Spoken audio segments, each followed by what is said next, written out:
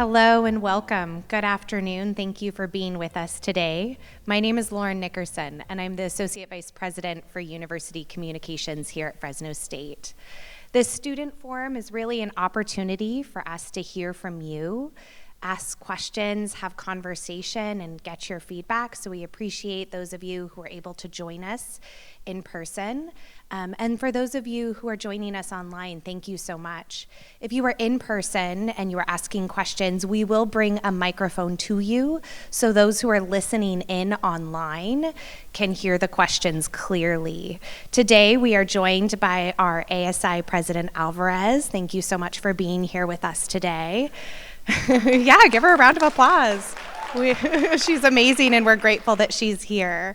And before we open it up to questions, we will hear from our president in just a brief remarks. I just wanted to make a quick update for those of you who are online. The chat function is not, this is a live stream, it's not a webinar, so we do encourage you, if you have specific questions that you would like to ask, please use the president's feedback page, which is on the president's website. We do review those, we post updates on those on a regular basis. In fact, we posted some additional updates this week for questions that we had received recently. We do want to hear from you, and I can tell you that we do encourage that feedback because we share it with leadership and our cabinet, and our president reviews those as well. So thank you so much, and without further ado, I'm honored to introduce President Jimenez Sandoval. Thank you. Thank you, Lauren, for that. First and foremost, it's her birthday, so let's give her a happy birthday. And I'm actually going to hand the mic over to my colleague, President Alvarez. She'll give you some updates, and then I'll follow her, and we'll give you some updates as well. President Alvarez, please. Sweet. Thank you, everyone. Sorry, I'm trying to adjust my voice to the microphone. But thank you, everyone, for being here. For my students that I see, very appreciative of your attendance. I'll just update you very quickly. Again, my name is Caroline Alvarez. I'm your student body president. On some of the projects that I am doing, as well as my senators and my colleagues. For starters, the one big project that I'm working on right now is to kind of take in information about the student cupboard, which is our student pantry here on campus located in the IT building. It's a great resource for students. It's a free resource for students, but I think there are things that maybe we are not needing of fixing, but how we can just better, like everything on campus, how we can better that resource a little bit. We also are doing some great things for our athletics teams, promoting them, as well as our senator for athletics is working with club sports right now to try and get them a new playing field. Another senator right now is working on creating a statue somewhere. Won't reveal where that might be, but that is something that we are in the works on too. There's a bunch of different projects that my senators are doing. Apologies that I can't say every single one of them, but I will tell you that there are a lot of great things coming this year and to just stick around for them.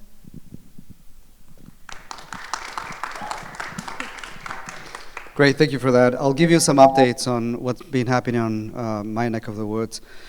We have a strategic plan that is happening right now.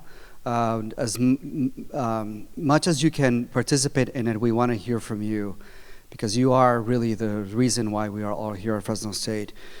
So we will send you these opportunities to engage with us on a strategic plan, which is your strategic plan ultimately. And this is a strategic plan that is going to be for the next 5 years. Where do we want to take the university for the next 5 years will be really important. Your Rexton Student Union opened up, and it has 84,000 square feet. That's an incredible space because it's an incredible space to come together and to really collaborate with each other and explore the world and explore, these bonds that tie you together here. I'll give you an overview of the mobile health units. We received $4 million this year from the legislature, much thanks to Assembly Member Dr. Joaquin Arambula. Sorry, I can't say Arambula in English. I have to say, if I say Arambula, I trip up. So these $4 million will be used in two specific areas. $2 million will be used to buy two mobile health units. These mobile health units go into the community, and our students in the nursing program have been very much invested in all of this. They have so far invested of themselves 18,000 hours of community work through this, which is just incredible. We're going to take it to the next level, though. The next level is going to be to include our students in the nursing doctorate. And then they will be able to provide basic medicine to the population that deals with diabetes or deals with high blood pressure, pretty basic things like that. So that's going to be the next level that we'll take. I told the previous group that I'm thinking of this as Pokemon, and you guys know Pokemon because I know you know Pokemon, right? It's going to be sort of like the next level of evolution for your Pokemon monster. Once we take it to the distribution of medicine, we'll be able to really impact the community in tremendous ways. These go to the remote areas of our region and also to the inner area of our city as well. And I've seen it at work at the Poverello House pretty strongly. The other $2 million, you might be wondering, will be going for incorporating the other disciplines that also contribute to health. Health is not just intervention, it's not just the medicine, but it's also mental health, and it's also knowing how to eat, it's also exercise, it's also being with each other, creating a community with each other as well. So all of the other disciplines will dovetail with our main discipline, and then we'll be able to provide this service to our community as well. The Fresno State Farm received $18.75 million last year. Again, many thanks to the advocacy of Michael Lukens and all of our cabinet members who were involved with that. And we will then upgrade the farm to 21st century terms. Not all of the farm will be upgraded because 18.75 sounds like a lot of money, but it's actually not a lot of money in terms of the farm. But we'll be able to be there and to innovate. What we want to innovate pretty strongly as well. You might have heard of the Title IX task force that I put together. This Title IX task force is there in order to come up with a system that is transparent, that is efficient, that supports the individuals going through the system. We are going to establish a system also that trains our middle management in order to deal with the issues right at the beginning so that they don't actually grow and become major issues as well. We will deal with micro and macro aggressions because these are the issues that have the potential of becoming Title IX or becoming discrimination, harassment, and retaliation as well. So a pretty strong movement in that case. I've been in close communication with President Alvarez with that, and I know that you have a representative on the Title IX task force that is pretty focused and engaged. And then at the core of all of this will be communication and web presence. How do we reinforce the message of the type of culture we want at Fresno State on a continuous basis throughout the semester? So that it's not a one-time deal at the beginning of the semester and then we drop it and then at the end, we don't have that culture. We want to reinforce what type of culture we want to have at Fresno State as far as that is concerned. And then lastly, I'm going to talk to you about just what's happening. Fresno County Measure E for Fresno State. I will give you the facts. I'm not advocating for it because I cannot advocate for it. It's a tax initiative for Fresno State. It is not initiated by the campus. We have no official position on it because we cannot have a position on it. No CSU or state resources can be used to promote it. It's 1/5 of a cent, which means a penny out of $5. It's about $36 million per year for the next 20 years, and up to 1/3 will be used for athletics, or at least 2/3, and at least 2/3 will be used for academics. So with that, let's open up the floor for questions, comments, ideas that you might have, please. And we have microphones, so you don't have to actually come up. You can do it from your seat. I know that it's sort of intimidating to come up to the front and ask a question or make a comment.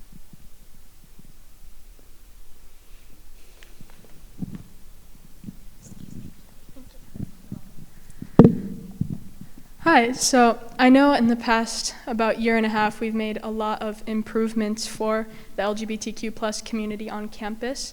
I'm wondering what your plans are for future improvements and increasing representation for the queer community on campus. Thank you for that. So do you have any initiatives on that, President Alvarez? Can you start? As of right now, I couldn't tell you an initiative, but I will tell you that I highly encourage you, if you have something in mind, to bring it up to our Senator of Diversity, Equity, and Inclusion.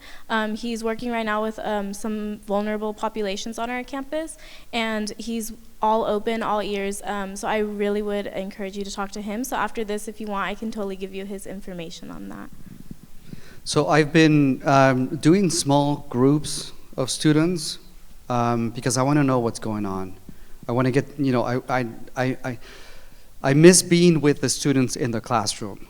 In my heart of hearts, I want to interact with students because students are the reason why we are here at Fresno State.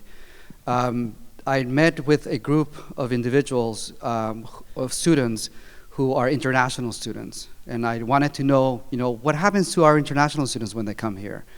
And even though I was an international student myself, I didn't realize that our international students need encouragement in mental health resources, for example. We have a lot of resources at Fresno State for mental health.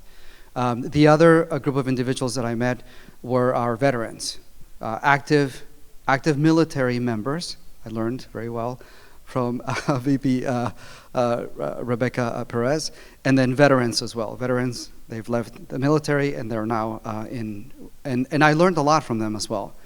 The next group of individuals whom I will meet with, and I'm going to invite President Alvarez to meet with me as well, will be LGBTQ.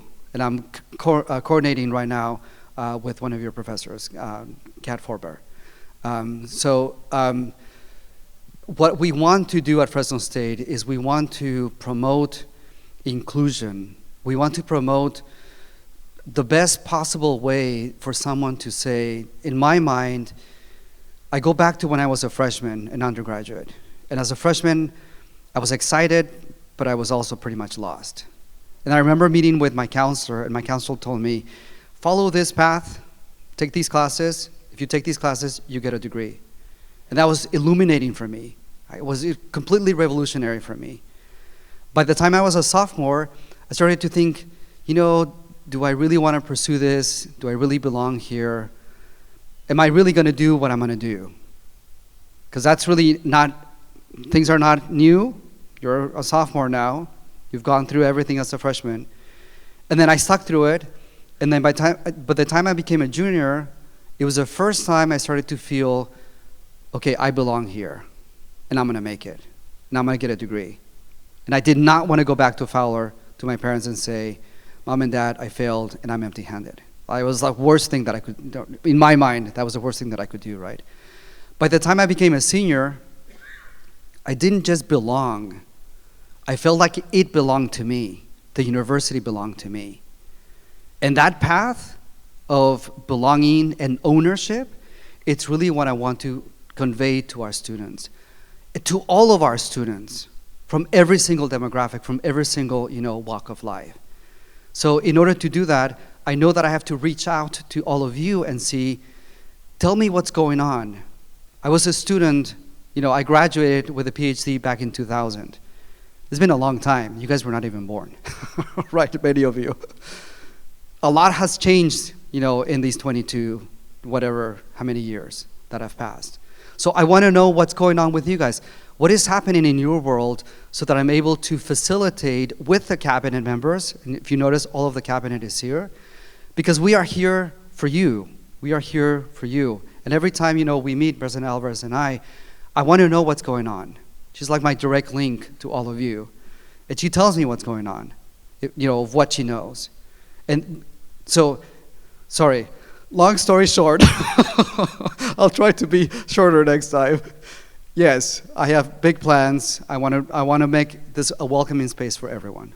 So absolutely. And really quickly, I also just completely lied to you because there are initiatives that we are starting right now. Our senator actually for DEI, he's in the process right now of using this name coach feature on Canvas for our queer friends, specifically transgender friends that don't no longer use their dead names.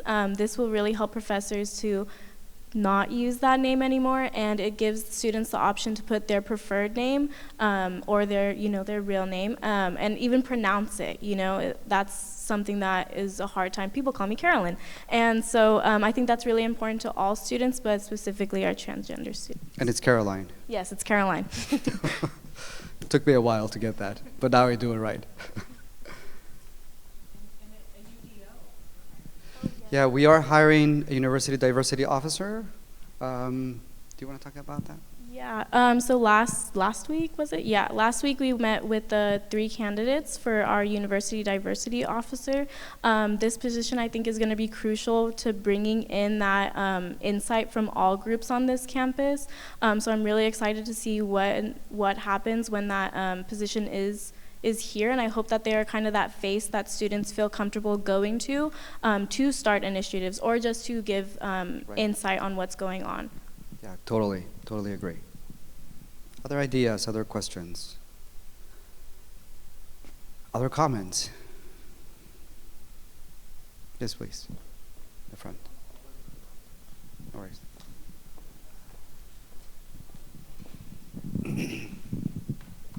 Thank you.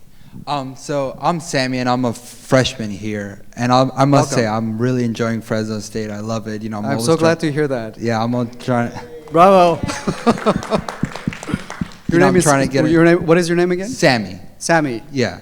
So I'm a freshman again, and I'm telling you, like, Fresno State's great. I love the college life. A lot of great people. Like-minded people, and we communicate a lot in class. So I really enjoy that. But I guess my question is about like the new scooter policy we have here at Fresno State. So I understand about like the safety for everybody, and I'm all for that. But I was wondering, in terms of keeping our scooters in a safe place. Yeah.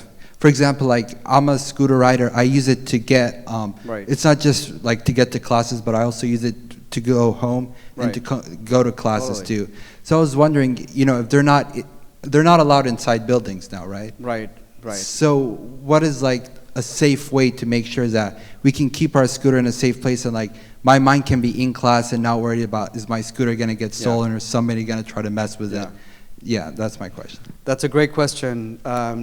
We have a pretty strong initiative going on right now in which we will put safety racks for scooters, specifically for scooters, because I believe that scooters are here to stay.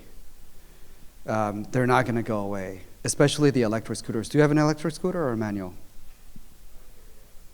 You have an electric one, right. So those electric scooters are pretty convenient vehicles, because you can go in a scooter like that a lot faster than you can do it with. I have the manual one, and President Alvarez has a manual one too. But we are definitely looking into building the infrastructure needed to keep our scooters safe. So that's coming up. Vice President Edison, do you want to say anything about that? Thank you. And we just sent out a communication just yesterday about the locations, and we're going to add more locations, but these racks will be able to be an option where you'll be able to secure your scooter. So again, we recognize, as the President said, that they're here to stay. We have had some safety incidents, and I have to kind of also share that we get communications frequently about, especially pedestrians who are almost, hit by scooters and the speed of scooters. So just again, I have to do my job, just be safe on them and the speed and not using them in the wheels off area. And we have a lot of construction going on too, so there's a little bit more, I'll say kind of pinch points with some of our sidewalks, and we're sharing it with both scooters and pedestrians. So we want everyone to be safe. So these racks will be showing up in the next probably week or two, and then we're going to be adding more locations as well. So we're trying to be responsive to the demand and to this form of modality. So but we also have to make sure we're keeping our buildings and our classrooms safe too. So we're trying to balance as best we can. So thank you all for your support on that and understanding that we're just trying to make sure it's safe for everybody. So thank you. Yeah, and one of the reasons, Sammy, why we don't want scooters inside is because they clutter a lot, especially in classrooms.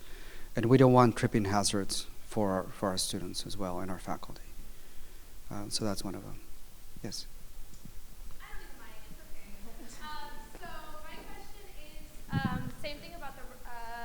scooters as well. Have we maybe looked into also getting them in like maybe a rooftop or something that's going to protect the electric scooters? Because I have spoken to other students, and I'm also concerned about, like, I also ride an electric scooter as well. And I actually spoke with a student who their scooter actually costed like $600, way more expensive and more fancier than my scooter. And his battery actually, I think he used the word like got burnt or something like that. Like something happened to his battery that he had to get it replaced because of the sun of the outside. Fresno, it's hot. It's really hot here. So I guess I'm just asking if that's something that we're also looking into, because I think that's one of the reasons why a lot of students don't want to keep their scooters outside. It's also because of their battery. Yeah, we can definitely look into that. Yeah, thank you for that. We did not know that. But it makes sense that the battery would be impacted by the heat. Yeah. There's one over here.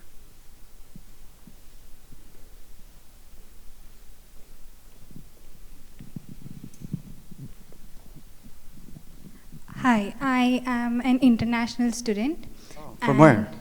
India. Oh, excellent. Welcome. I really thank you for the opportunity I've got over here, and I'm enjoying so far. However, I had come across a great challenge. I had a housing in the dorms, but they cancelled on me after I got here. I just want to make sure, like, till now nobody has taken responsibility, or I've not got my money back or anything. But the reason why I want to bring this up is that so nobody else has to go through it. Right. Like, I don't know why the application was out if they did not have any place, Right. or they could have told me before. And if whoever I reached out to would just say, we are not responsible for it. So I was almost, I had no other options. I had to only look at Airbnbs, and even then I had no transportation because I did not have a credit card, and I could not do Uber or Lyft. So just so that this does not repeat itself, if there's something that could be handled just so that nobody else goes through it. Sure. And why don't you send me an email? I'll give you my card.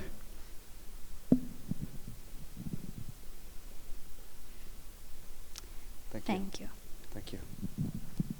Yeah, I'm sorry about that. That I totally agree that if you're here as an international student, housing is fundamental. Actually, housing is fundamental for all of us, not just international students. But international students do not have the structure or the infrastructure or the resources that most people would.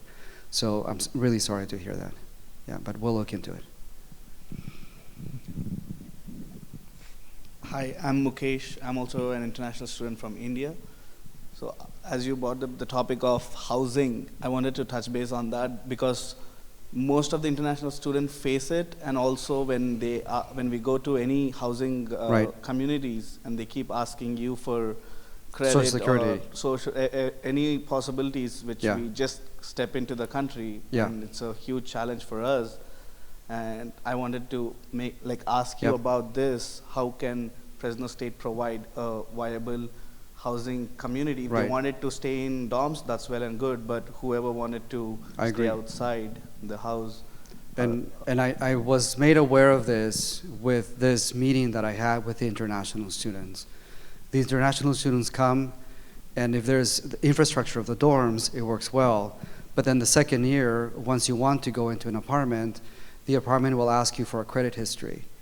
And the international student does not have a credit history because they're international students, right? So we are definitely looking into that to see how it is that we can help our international students secure housing through Fresno State, saying these are our international students. Like co-signing and... Absolutely, yeah.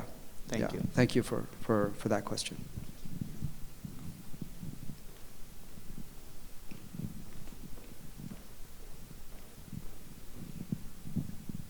I've had, I want to say many students, maybe it's not many, it feels like many, students ask about our, any solutions we have to parking. And on top of that, which I know parking is an issue. And I know that you all are aware of it, and I know that we are taking steps. But me saying that is hardly enough when a student comes up to me and is like, well, you're ASI, you need to do something. So I was hoping if maybe you could elaborate more on that. That way I can give them a better answer to help cool their jets. So the question is parking? Yeah, what are our plans for expanding? And then also, with the expansion of parking, are we also going to add maybe more places for students who have electric cars to charge those vehicles? Yeah, the vehicle is for sure going to expand, the vehicle charging stations. I'll say what's on my mind, and I'll give it to Vice President Easton to respond as well. From what we see, and maybe we need to do more research on this. We have enough parking, but we do not have enough parking that is close to where students want to be. So we have enough parking at the Save Mart Center, for example, right? Or we have enough parking in these other areas, but these other areas are not necessarily where the student wants to be. We don't have enough parking, for example, near engineering. Those lots are always full, right? I fully understand that, right? But we have the capacity to have enough parking in other parts of the campus as well. But it could be that we make a pretty fast survey about where the most used parking is on campus and then go from there. Vice President Easton, do you want to say something about that? Oh, you have a mic, good. The President was correct, and we have plenty of parking. Sorry, I don't mean to have my back. Plenty of parking in the Save Mart Center lot, really during all times of the day. But know that the location is not as convenient to some of the academic buildings. We know, especially the lots off of Barstow Avenue are the first to fill up, and we have that data. It's a balance because if we look to expand our parking facilities, that will increase the parking permit cost for our students. So when you build new parking lots or expand, there's a capital cost to that. And because our parking program is a self-funded program, and that's consistent throughout the whole CSU system, it would need then to potentially increase the cost of what we're charging our students for parking permits. And we are very sensitive to that. We are the second lowest parking permit rate in the system, and that's partially because we have not gone the route of parking structures. When you look at your peers at other campuses where they have parking structures, they're paying twice as much or 3 times as much as what our students are paying here. So we might be a little bit short-sighted in saying, okay, we need to expand and build parking structures, which we looked at many years ago, but the cost of that and the cost of that burden passing it on to our students just was not the right way to strategize on our parking. And because we do have that inventory at the Save Mart Center, we've really tried to encourage that effort. Before the pandemic, you may know or you may not know, we had a shuttle. It was called Bulldog Express. And there was a shuttle stop over at the Save Mart lot, and that did help. With the pandemic and the reduction in our collection of fines and forfeitures, meaning that we were issuing less parking permits, and that's a good thing, but that was the fund source that was funding the shuttle. And so I'm sharing this because I hopefully it provides some background and context. We're always looking for opportunities where we can do more infill of adding parking spaces, or where there's maybe cost-effective strategies. And coming now, out of the pandemic and full repopulation, there's a balance to it. It's nice to have a parking problem because everybody's back, which is good. But then we know we have our kind of some of the same parking challenges in some of the peak time periods, which is really between probably 8 a.m. and 2 p.m. or 8 a.m. and 3 p.m. So we can continue to have more of those conversations of where there might be opportunities. We do have, as part of the Central Plant Project, we will be adding solar to the lots east of the Peters Business Building, again, as part of our sustainability effort. And we will be adding additional charging stations in that lot, as well as looking at the Residence Hall lot when we renovate that lot to add more charging stations on the west end of campus. So stay tuned for more of that. And again, just please know we're trying to do all this with not increasing any fees as much as possible, because we know that's a burden on our students, which we don't want to have. So I hope that helps. And we're going to continue to try to look to see what we could do, maybe if not the large shuttle, but maybe a smaller shuttle that just goes from the Save Mart Center lot only and not the other spots, and just maybe having a little bit more of a direct, and that might be a more economical path. So our parking and transportation manager, Derek Brantley, is looking into some of those options. So thank you.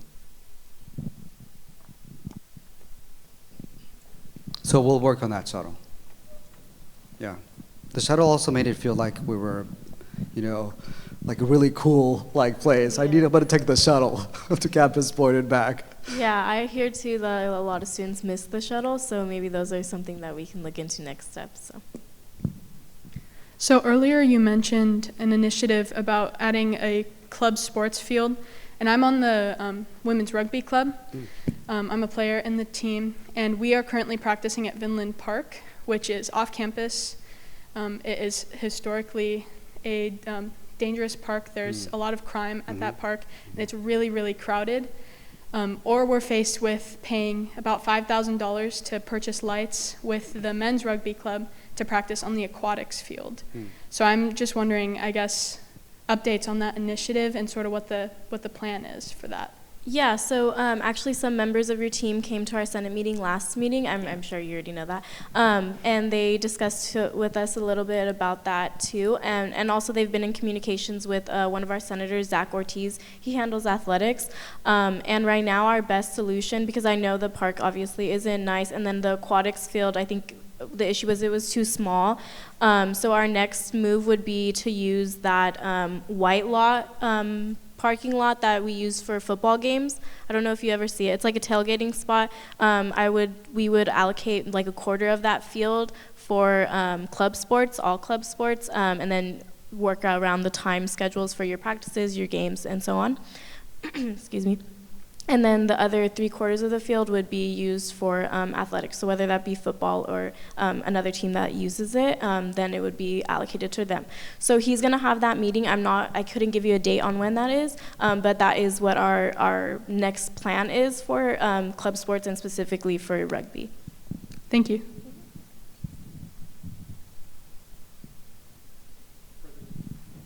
Yes. Oh, okay. There's your answer. So, yes, Zach, who's awesome, by the way. He's an amazing senator. He's supposed to have lunch with us tomorrow in order to discuss club rugby. What are you? What position are you? Oh, okay. All right. I love rugby. I was a prop. Yeah, for sure. They speak rugby and we do not. Right. And if I'm not mistaken, you guys are like national champions, right? Okay, yeah. Wow, I was like, that's awesome. I just had to shout that out. Yeah, I had to shout that out. Any other ideas, questions?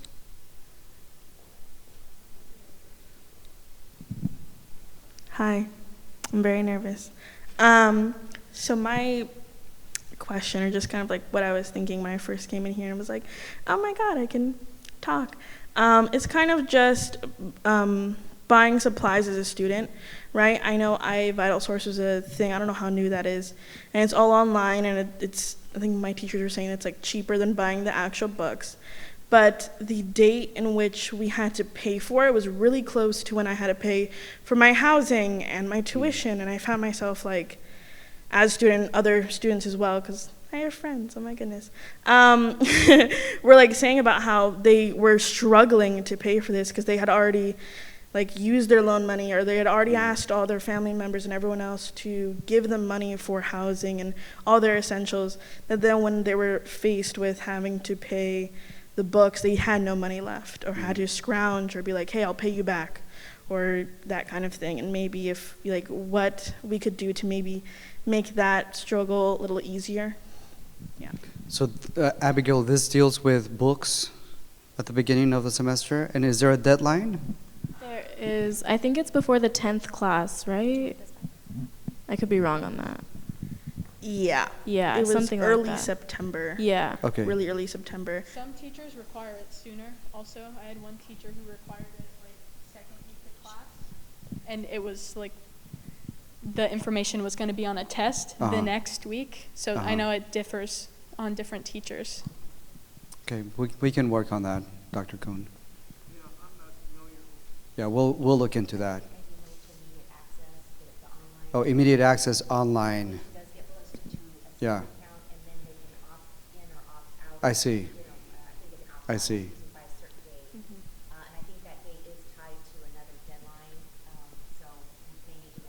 Yeah, we'll work with that deadline for sure. Let's call it a lifeline instead of a deadline. Right? No, I'm just. So I was hoping to see if there was any updates on the new dorms that are supposed to be built, Sure. and if there's any price range estimations of how this is going to be more affordable for students, since that was how it was promoted to our Senate last year. Yeah, absolutely. Vice President Easton? Thank you. You're talking about our affordable housing program. Fresno State did receive a $31 million grant from the state through the CSU system. And $31 million sounds like a lot of money, and it is. But to build 175 bed spaces is probably closer to about 50 to 55 million. So we have a gap right now, and the gap is larger than what we thought that we could finance through our auxiliary, because our housing program is through one of our auxiliaries. So we're currently in conversations with the Chancellor's office. We've asked for additional funds to augment. And so we're in the process of issuing what we call the RFQ, or request for qualifications, to begin the design process, because that's the first step. And then the next step would be then to select a construction manager builder to work alongside the architect. The funds will not be available until next spring, so our auxiliary is fronting some of the design funds so that we can move forward. But we do have a financing gap right now that we will need to be working on in order to make those 175 bed spaces a reality. So we're pushing ahead and don't have a timeline yet, because some of this depends upon kind of the design and construction frame. But we're hoping within the next 3 to 4 years, and begin the design process this next spring. And as far as affordability, the rents will be at the 50% of AMI level, and that's what meets the affordability threshold. And they all will be suite-style apartments, so they will not be community-style halls, because we have enough of those in our existing inventory. So this will be a new product that we'll have as part of student housing. And we are also, just if you didn't know, our housing program currently today is the lowest in the CSU and UC system, and has been for at least as long as I've been in this role. And so it's a pride point for us, but it also sometimes then makes it a little bit more challenging when we're having to finance new projects.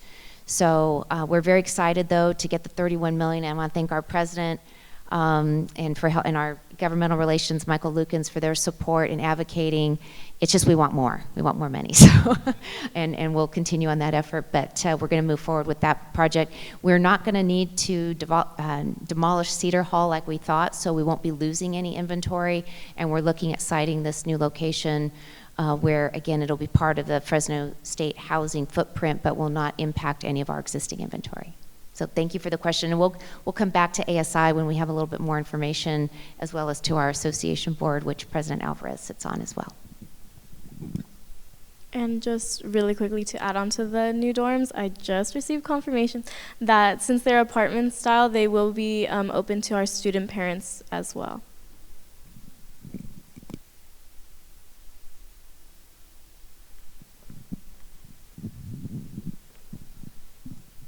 I wanted to bring attention to this panel over here, that last week when I went to meet the Sunmade CEO, so we had a conversation on this topic, especially on internships.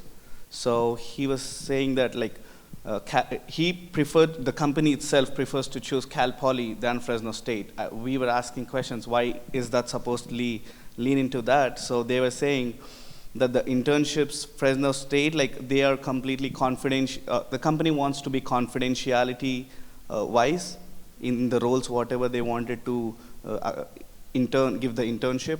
But they said that our Fresno State is not wanted to be open in those roles. Whatever they do, they wanted to come out and share it with the community or students or friends, whatever it is. But we couldn't understand what exactly is that position or role if a student want to get into Sunmade internship or any other corporate company's internships. So is there anything like if the company asks for confidentiality agreements or something like that, our Fresno State is ready to accept those terms, or not exactly? Why? Because those people are not ready to look at Fresno State students at this point of time. Yeah, let me look into that. if Cal Poly San Luis Obispo is able to do it, we'll see how they're able to do it and then figure something out. They also mentioned that Cal Poly is looking at the production related of their raisins or their production something, and we are not able to get into that space at this point of time. That's what they mentioned. So yeah, let me look into that. In terms of productivity and ground zero, we are ground zero for everything. So we should be the leading university and not another university. So thanks for bringing that to our attention. We'll work on that for sure. Thank you. Yeah. And also for the ASI president, one last question. How exactly we are using the Student Engage portal at this point of time, and the organization which have been registered, like more than 400 organizations have been registered in that portal where anybody can see, but how many are active and how much effectively we are using that portal to engage with students. And repeat your question, is that about the Engage, like the forms? No, it's not just for the forms, it's also for the updating the organization's roster and as well as how exactly the organizations are going to conduct their meetings, their businesses, and their constitutions or whatever the organizations. But right now when I go into that, I feel like it's outdated. It's not active enough. And I also see that there is a gap where the Fresno State is providing a lot of opportunities and also resources to the students, but the students are really getting it or not. At this point of time, they feels like there's a gap. So how exactly ASI is filling the gap or trying to form a bridge to give it to students? Yeah, no, and I'm glad that you brought up that some of our information is completely dated, and it could be a lack in that we're actually finding someone for our new comms position, so like those communications. Right now we don't have a full-time staffer for that, but so we're working with another part-time staffer to try and do that work for us.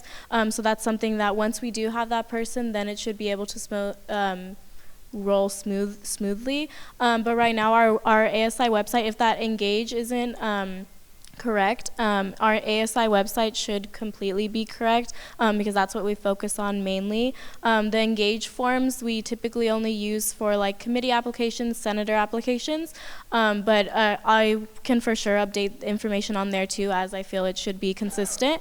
But for sure our ASI website, so I think it's just FresnoStateASI.org, that's where you'll find like the updated bylaws, policies, the student Bill of Rights, code of conduct, just all of those things. All those should be updated already, as well as the roster should be updated with the newly appointed senators, our emails, and even pictures of us, I think. But that website is just for ASI, right?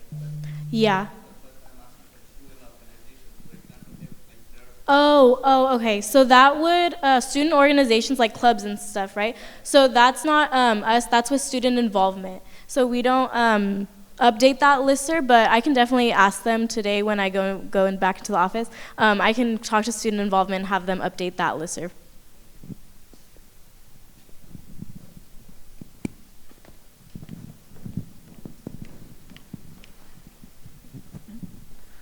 I don't know how realistic this request is. It's not my request, although I do think it's a great request. It was something that a student had asked me a few weeks ago. How realistic, and now that you said what you said about student parking, I feel like maybe it's not, about having a military discount for student parking passes. And I don't mean an extravagant or exuberant discount, like 10%. Yeah. Debbie?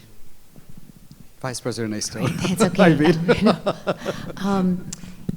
We had not received that request previously, so, but as long as I've been here on campus, we've always had just one rate for all students. And there's been there's no tiering or discounts. But let me find out what other campuses are doing. So not saying no, let me see if any other campus is doing that. The parking program is run, we have a lot of policies and kind of system-wide, what we're allowed to do and what we're not. But let me find out. That question's never been posed to us, so Thank you. And let us look into it if that's okay. I don't want to say anything incorrectly, but I appreciate you raising it, and we'll look into it, and we'll also see if any other CSU campus is doing anything similar. Thank you.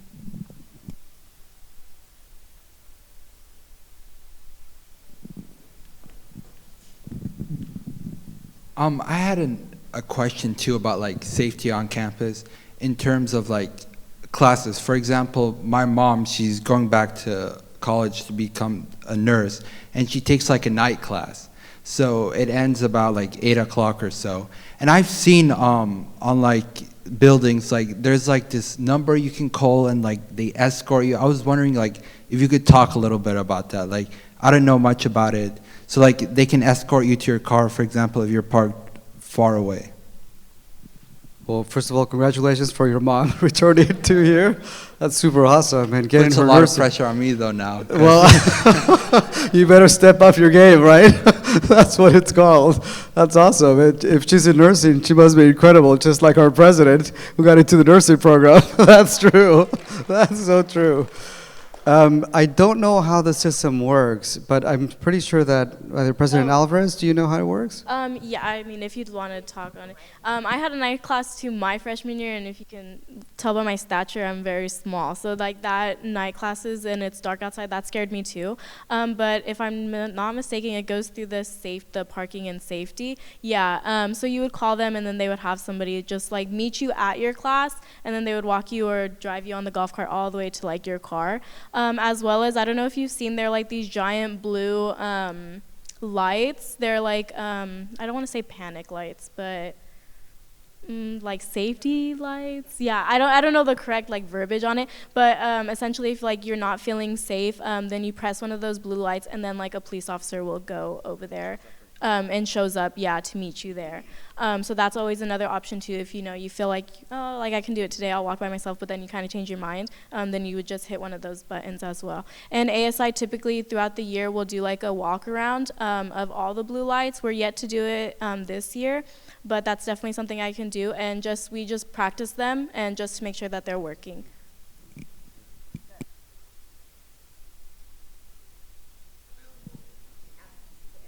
Yeah, they're available to everyone. Yeah.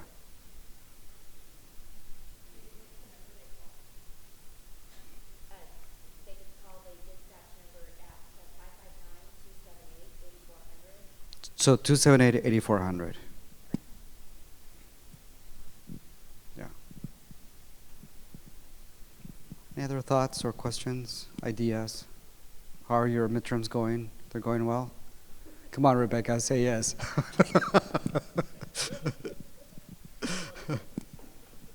Yes, please.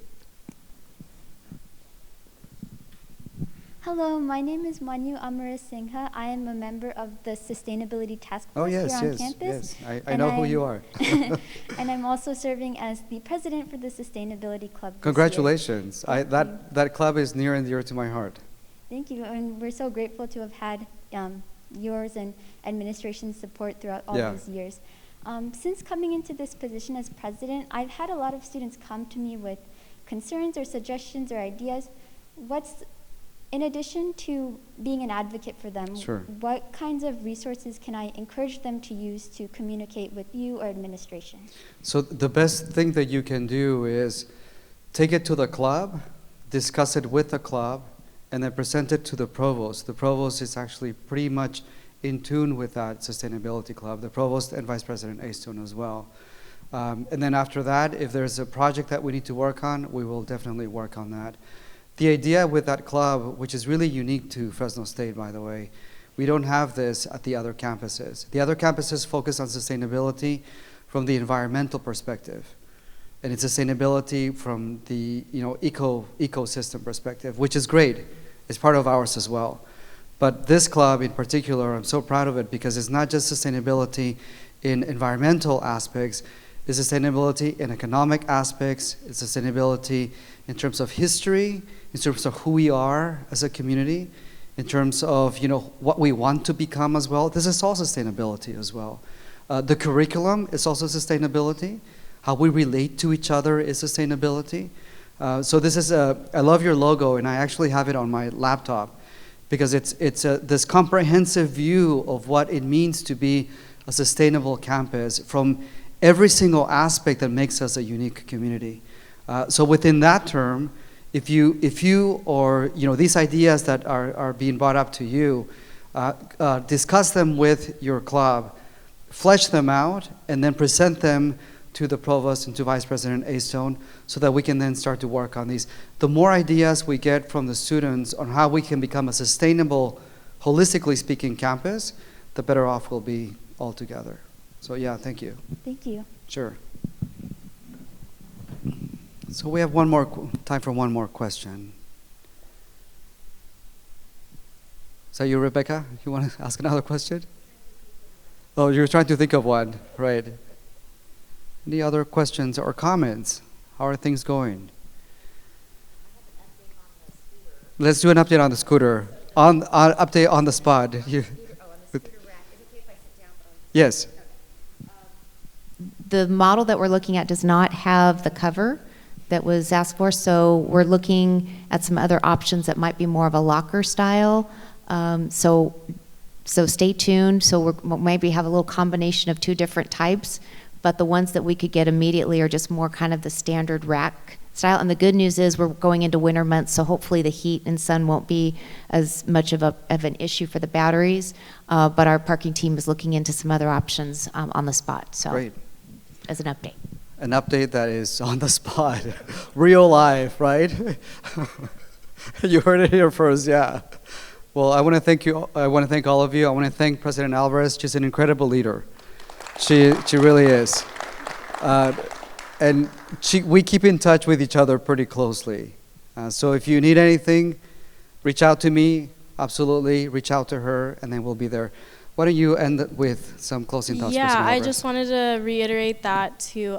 Because I'm in close contact with a lot of the admin, I really would encourage all students, whether you're watching this or not, to come to our offices if you have any issues in the RSU, so that new big building, and which are amazing, by the way. Yes, I went to visit them. Room 303 and 304. If you go into the wrong office, they'll just send you to the other one, so it's fine. But yeah, we are your student government, so we're here for students no matter what. Any little problem, big or small, feel free to come to me. I'm typically always there, or any of my senators. Anybody will help you. And finally, there is a football game on Saturday, and every home football game, ASI gives out free food to students. So I think that starts at 5:30. And it'll be at the student entrance, just in case. And I think they're on a winning streak, right? So we are on a winning streak, and we're gonna win, right, Terry? Come on.